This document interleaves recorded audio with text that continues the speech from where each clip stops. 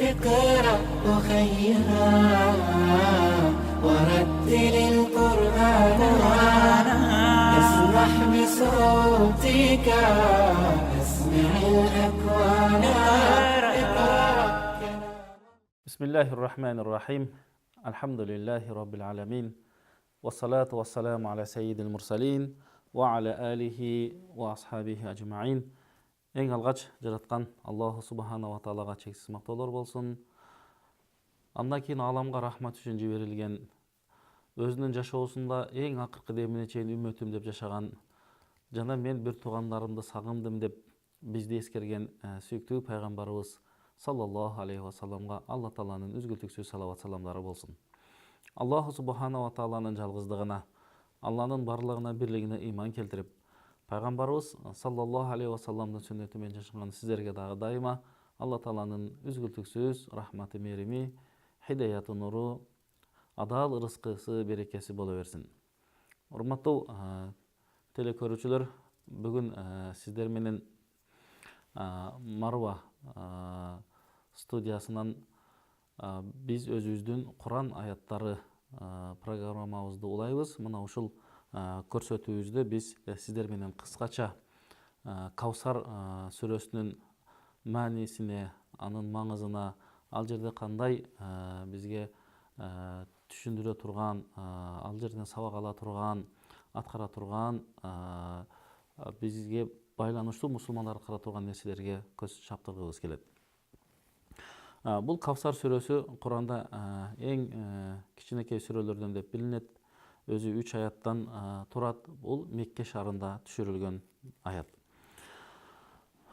Аллах Субхана ва Таала Кур'ан Каримде мына ушул аятта аузу биллахи минаш шайтанир ражим инна а'тайнака ал-каусар. Эй Мухаммад, акыйкатта биз сага Каусарды тартуу кылдык, Каусарды бердик дейт. Мына ошол Каусар деген бул эмне? Мына ошол жөнүндө биз пайгамбарыбыз саллаллаху алейхи ва салламдын ошол жаатында болгон кээ бир хадистерине көз чаптыра турган болсок, биздин алымдарыбыз айтат. Ошол тафсирди, Куранды чечмелеген алымдарыбыз Имам аль-Куртубинин китебинде келет. Каусар деген бул нахрун фил жанна дейт. Бейиштеги бир дарыя деп айтылат. Бул туурасында Имам аль-Бухариде, Имам Тирмизиде келген хадисте, Ибн Умар радиаллаху анху руаят кылган хадисте пайгамбарыбыз саллаллаху алейхи ва саллам мындай деп айтат: "Ал-Каусару нахрун фил жанна." Каусар деген бул бейиштеги бир дарыя. Хафатаху мин захаб. Ал дарыянын эки жеги баары алтындан. Ва маджраху ала дур вал якут. Ал дарыя ошол жакуттан болгон, берметтен болгон таштардын үстүнөн агып турат. Турбатуху атиябу минал миск. Ал дарыянын астындагы топурагы мистин жытынан дагы жыпар жыттуу. Ва мауху ахла минал асал. Ал эми суусу болсо даамы балдан да таттуу, анын аябай актыгы, тунуктугу бул кардан да, муздан да тунук деп пайгамбарыбыз өз хадисинде айтып кеткен. Демек пайгамбарыбыздын бул хадисине карай турган болсок, бул хадистен бизде натыйжа алынат. Каусар деген бул пайгамбарыбыз саллаллаху алейхи ва салламга Алла Таала тарабынан берилген бул бейиштеги дарыя. Экинчи бир хадисте дагы келген хадисте, бул Сахих Муслимде Анас радиаллаху анху руаят кылган хадисте келет. Анас радиаллаху айтып атат: күндөрдүн бир күнүндө пайгамбарыбыз саллаллаху алейхи ва салламдын жанында отурсак, из угфия игфаатан. Мындайча айтканда пайгамбарыбыз бир аз көзүн жумуп унчукпай калды дейт. Бир убакта көзүн ачты дагы жылмайды. Ошондо бардык сахабалар сурашты: "Ма адхакака я Расулаллах?" Алланын элчиси, сиз эмне үчүн жылмайдыңыз деп сурашат. Бул эми ошол сахабалардын ошондой бир адаты болгон. Пайгамбар ачуусу келгенде, пайгамбар жылмайганда дагы төсүнөн кандай бир өзгөрүүлөр болгондо эмне болду деп дайыма сурап турушкан. Мына ушул абалдан дагы эмне үчүн жылмайдыңыз дегенде пайгамбарыбыз мындай деп жооп берет: "Назалат алейя анифан суратун." Мага азыр эле бир сүрө түштү дейт. Аны мен силерге окуп берейин деп, Бисмиллахир рахманир рахим. Инна а'тайнака ал-каусар фасолли ли раббика ванхар инна шани'ака хувал абтар деп мына ушул сүрөнү окуйт. Бул сүрөнү окугандан кийин пайгамбарыбыз айтат сахабаларга: "Атадруна мал каусар?" Бул жердеги каусар дегендин маанисин билесиңерби дейт. Ошондо сахабалар мунун мааниsin бир гана Алла жана Алланын элчиси билет дегенде пайгамбарыбыз айтат: "Иннаху нахрун ва'аданихи Rabbi." Бул бир дария, бир көл экен. Алла Таала ошону мага берүүнү убада кылды. Ал көлдө же дария десек дагы болот, өтө жакшылыктардын көлү, жакшылыктын дарыясы, аябай жакшылыктар көп болот. Тариду алейхи уммати яумал кыяма. Кыяматта менин үммөтүмдүн баары мына ошол дарыяга келип, ошол көлгө келип суу ичишет дейт. Ал көлдүн идиштери асмандагы жылдыздардын санындай аябай көп болот. Фаяхталужу абду минхум фаакулу иннаху мин уммати. Пайгамбар айтып атат: менин баардык үммөттөрүм ошол жерден ичет. Баарына ошол идиштери жетет. Бирок менин кээ бир үммөттөрүмдү ошол жерге киргенге уруксат берилбей калат дейт. Ошондо бул менин үммөтүм болот.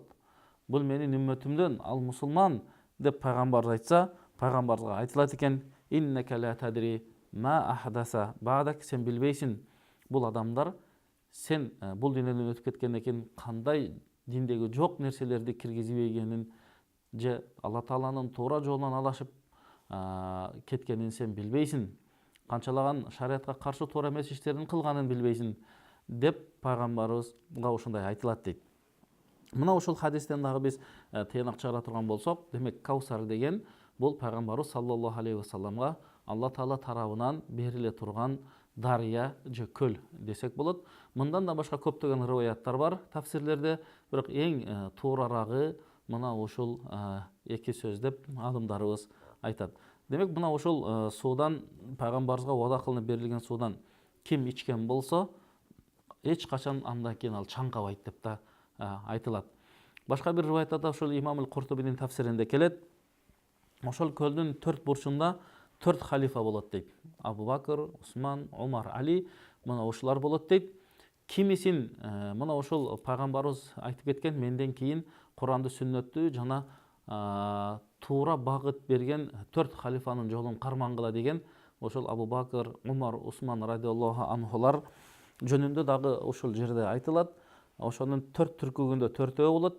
Кимисин бирөө жаман көрсө, экинчиси ал адамды бул суудан суу карбайт деп дагы тафсирлерде айтылат. Ошондуктан дайыма пайгамбарыбыз айтат: инна асхаби кан нужум би аййихима иқтадайтум ихтадайтум. Менин сахабаларым асмандагы жылдыз сыяктуу.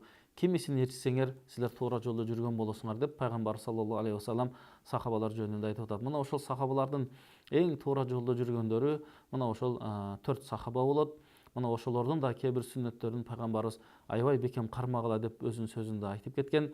Ошондуктан мына ушул сахабаларды жакшы көрүү ар бир момун мусулмандын важип милдети болуп эсептелинет. Анас радиаллаху анхунун дагы башка бир хадиси бар. Бул хадисте пайгамбарыбыз айтып атат: ламма усрия би расул саллаллаху алейхи вассалам мада бихи Жибрил фи самаи дуня. Барыбыз билебиз, пайгамбар саллаллаху алейхи вассалам Исра ва Ми'раж кечесинде асманга көтөрүлгөн. Мына ошол асманга көтөрүлгөндө жердин асманында учуп алып кетип жатканда Жибрил пайгамбарыбыз айтат: бизге бир дария көрүндү дейт. Алейхи косрун мин лулу. Ал дарыяндан көрүнүп турат бир жакуттан, берметтен болгон сарайлары дейт. Анын барып жытын жыттасак, ал мисктин жыты экен дейт, ошол дарыянын жыты. Ошондо Жибрил пайгамбарыбызга айтты дейт: эй Расулалла, Алланын элчиси, бул кайсы дарыя экенин билесиңби? Же болбосо пайгамбарыбыз сурады дейт бир риwayatта: эй Жибрил, бул кандай дарыя деп пайгамбарыбыз сураганда, Жибрил жооп берди: ал каусар аллази хаббаа лака раббук. Бул Каусар деген дарыя, Алла Таала сага ушуну белек кылып, азыр мындай ушул жерге жашырып даярдап турат деп Жибрил өз сөзү менен жооп берген экен. Башка бир хадисте, мына ушул эле Исра Ми'раж хадисинде байнама асиру фил жанна, пайгамбар айтат: мен бейиште жүрсөм дейт, мага бир дарыя душар болду, бир дарыя көрүндү. Ал дарыянын жээктери алтындан экен. Ошондо бир периште мага айтты дейт: эй Мухаммад, бул кандай дарыя экенин билесиңби? деп кайра өзү жооп берди дейт. Бул Каусар деген дарыя болот. Алла Таала ушул сууду сага белек кылып берди деп ошол сууга колун салып топурагын алганда, ошол топурагынын жыты мистин жытынан дагы аябай жыттуу деп мына ушул хадисте келет. Демек мына ушул хадистердин катарында деле дагы бир айта турган акыркы хадисибиз бар. Бул хадисте пайгамбарыбыз саллаллаху алейхи вассаламдан Каусар деген эмне деп сурашканда пайгамбарыбыз айтып атат: бул Алла Таала тарабынан мага берилген, бейиште берилген дарыя болот. Анын топурагы аппак сүттөн дагы таза болот, балдан дагы таттуу болот деп айтып атканда Абу Бакыр сурайт: "Я Расулулла, анда аябай жыргал го?" Дегенде пайгамбарыбыз чындыгында ал жердин мөмөсүн, ал жердин суусун ичкен андан да жыргал деп пайгамбарыбыз жооп берет. Демек мына ушул Кураныбыздагы Каусар сүрөсүндө келген: "Эй Мухаммад, чындыгында биз сага Каусарды тартууладык" деген Каусар деген сөз арабтардын бунун лексикалык мааниси аябай көп деген маанини билдирет. Мындайча айтканда жакшылыктын баары, көптүгү мына ошол жерде деген маани болгондуктан, ал эми шарияттагы биздин тафсирде Курандагы мааниси бул пайгамбарыбызга тартууланган дарыя экен, көл экен. Мына ошол жерден пайгамбарыбыздын баардык үммөттөрү суу иче турган дарыя. Ал эми экинчи аятына өтө турган болсок, фасолли ли роббика ванхар.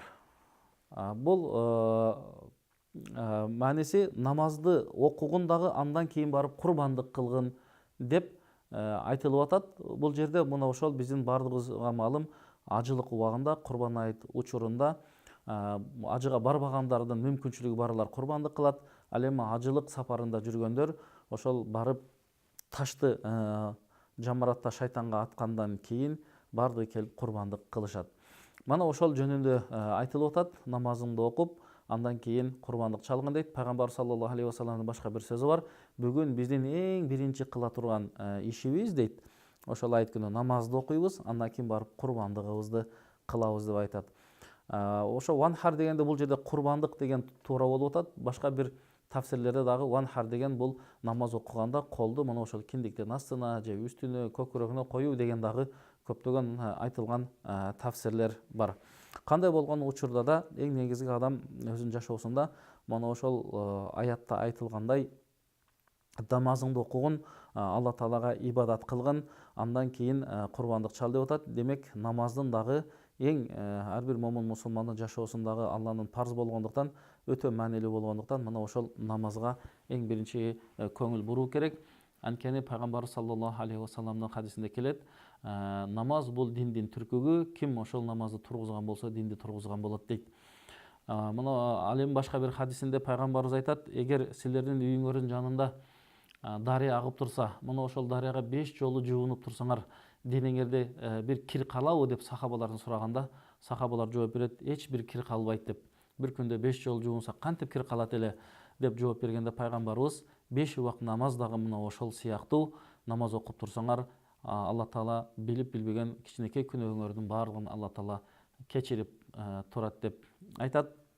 Ал эми Куранда Алла Таала айтат: инна салата танха анил фахшаи вал мункар. Чындыгында намаз адамды баардык жамандыктан, бузукулуктан сактайт деген Алла Тааланын аяты бар. Мына ошондон дайыма момун мусулман намазына бекем болуш керек. Кыяматта эң биринчи Алла Таала өзү менен пендесинин ортосунда эң биринчи сурагы бул намаздан сурайт экен. Эгер намазы жакшы болсо, башка амалдары да жакшы болот. Намазы жаман болсо, башка амалы да жаман болот дейт. Ал эми 3-чү аятка өтө турган болсок, инна шаниака хуал абтар.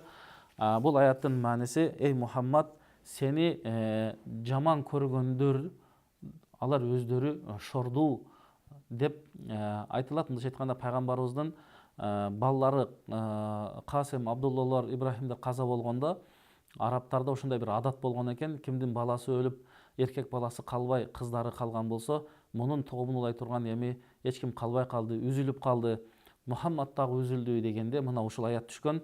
Балки Мухаммад, сени жаман көргөндөр, үзүлүп калды дегендер, алар өздөрү шордуу болду, өздөрүнүн тукуму үзүлдү. Анткени алардын үзүлгөндүгү бул дүйнөдө дагы акыретте дагы алар жакшылыкка жетпеди. Ал эми пайгамбарыбыз саллаллаху алейхи вассаламдын кылган иши, анын дааваты, анын өмүр баяны мына 14 кылым болсо дагы, ашык болсо дагы дайыма жаңыргандан жаңырып келе жатат. Мына ошондуктан бул жерде мубгидука дейт, сени жаман көргөндөр өздөрү шордуу деп пайгамбарыбыз саллаллаху алейхи вассаламга Алла таала мына ошол аятты түшүрөт. Ошондон урматтуу мусулман бир туугандар, биз мына ошо кыскача Кавсар сүрөсүнүн маанилерине көз чаптырдык. Аллах субханаху ва таала баарыбызды ошо Алла тааланын түшүргөн аяттарына амал кылгандардан болсун. Аллахым баарыбыздын ибадатыбызды кабыл кылсын. Алла деп көтөргөн баардык кылган дуаларыбызды Аллахым кабыл кылып, дайыма элибизде, жерибизде, динибизде тынчылык, аманчылык болуусун Алладан тилейбиз. Ассаламу алейкум ва рахматуллахи ва баракатух. اقرأ أخيها ورتل القرآن اسمح بصوتك اسمع الأكوان